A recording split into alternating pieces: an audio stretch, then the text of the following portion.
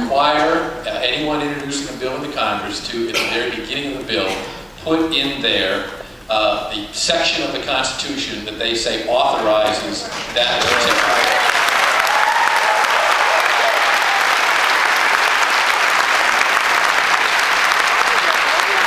A civics lesson and an awakening, I think, for people if they had to see in legislation the exact justification for this particular expansion of federal government power.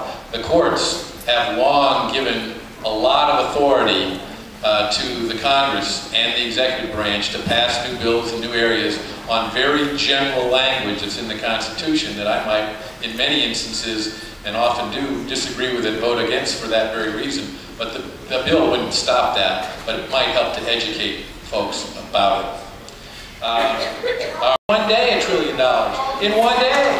So you have to measure all of these things. Do I think everything's been handled as well as it could have been in Iraq or Afghanistan? No. But I think the original decision to take action and to depose someone who was responsible for more than 1 million deaths in that country is a responsible thing to do. In the United States, whether it's the president, they all have expressed their interest or desire to have a single-payer system, to have a government system. And once the camel gets his nose under the tent, I suggest that the whole camel will be in there. The fact of the matter is that right now, Medicare waste and fraud is between $80 billion and $120 billion a year. And if they could just fix that little bit, that might do a heck of a lot to help things. I mean, I could go on, but I would appreciate anything you can add to those facts, and hope and pray that you continue to make sure that the 11% or whatever percent that we need to fix is fixed. We do not need to tear this entire house down because the doorbell is broken.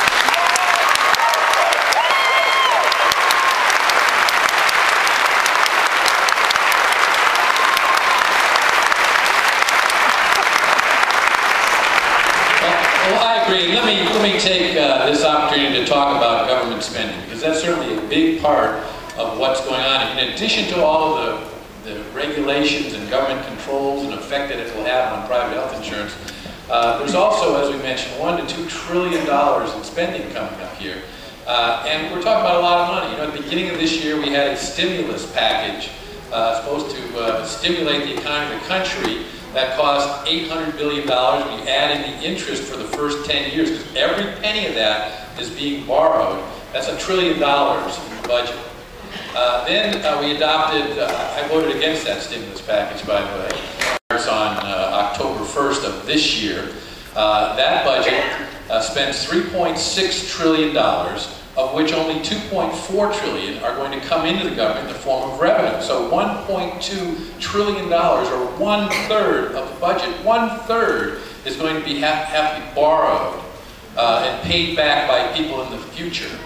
1/3 of that, $1.2 trillion. So I have asked people, how much money is $1 trillion? You know, people like to cite an old saying from Senator Everett Dirksen. Many of you may not remember him. Back in the 1960s, he was the Republican leader. He is reputed to have said $1 billion here, $1 billion there. Pretty soon you're talking about real money. You know what, folks? He didn't say that. He said $1 million here, $1 million there, and pretty soon you're talking about real money. And now here we are 45 years later, and we're talking about spending $1 trillion here and $1 trillion there. So how much is $1 trillion? Well, I had some high school classes come visit me before school ended last spring. And I asked the students that question. I said, let me give you a starting point. If you had a stack of $1,000 bills, 4 inches high, nice, freshly printed $1,000 bill. None of them have ever seen a $1,000 bill, but a stack of them 4 inches high, you'd have $1 million. They were pretty impressed with that. I said, how high would that stack of $1,000 bills have to be to total $1 trillion? Well, one young lady said, would it be about 12 inches? And a guy in the back of the room said, no, it'd be way more than that. It'd second meeting, I gave those 2 examples, and somebody else said, oh, no, it'd be more like the height of the Washington Monument. And I said, well, that's a lot, because that's 550 feet high, of $1,000 bills. But I said, those of you who are going to pass your SOLs, know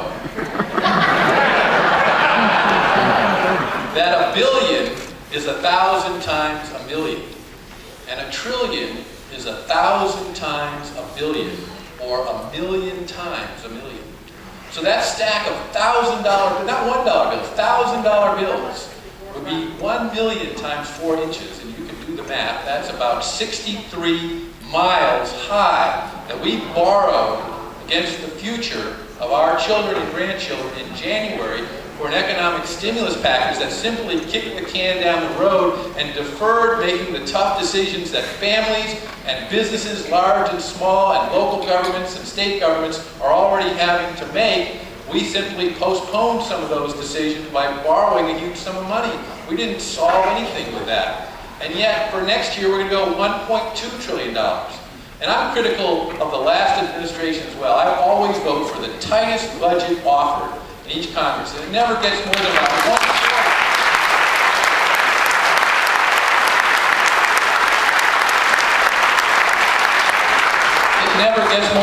$1/4 of the members of the House voting for it. But it would require very, very tough decisions to be made.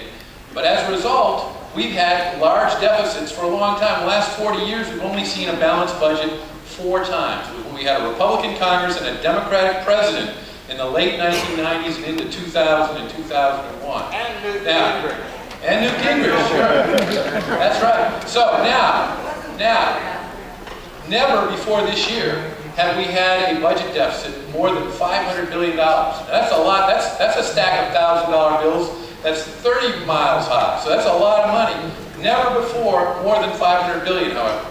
From here, as far as the eye can see, and that's 10 years, because that's as far out as we budget, the federal budget deficit is never expected to get less than $600 billion in any of those years, and ending up 10 years from now, borrowing $700 billion plus in that year.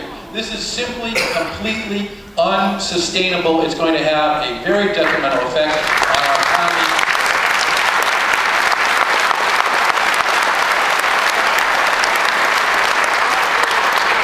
Not just in the long term, but also in the intermediate term, because when you start borrowing that amount of money year after year after year and piling up our national debt, $11 trillion now, projected to be more than $23 trillion in 10 years, we're going to be looking at, in fact, more than 11 trillion now. We're going to be looking at higher interest rates and inflation, and we may well have the kind of stagflation that we saw in the late 1970s, for those of you who can remember that, with high unemployment and high interest rates and high inflation, and it concerns me greatly. Government spending has got to be brought under control. That's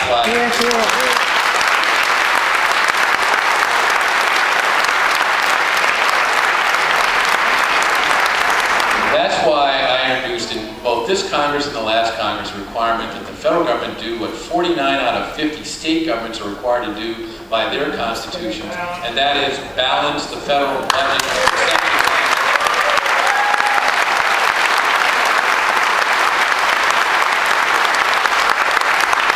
It's bipartisan. It has more than 165 co-sponsors. We need a lot more. I would encourage you about health care reform, about the federal budget, about any issue you're interested in. Also contact your senators. You only have 1 member of the House, but you have 2 United States senators. Be sure to write them or email them. If you don't have the means to communicate, the information to communicate with them, see anybody on my staff before you go. We'll get that information to you.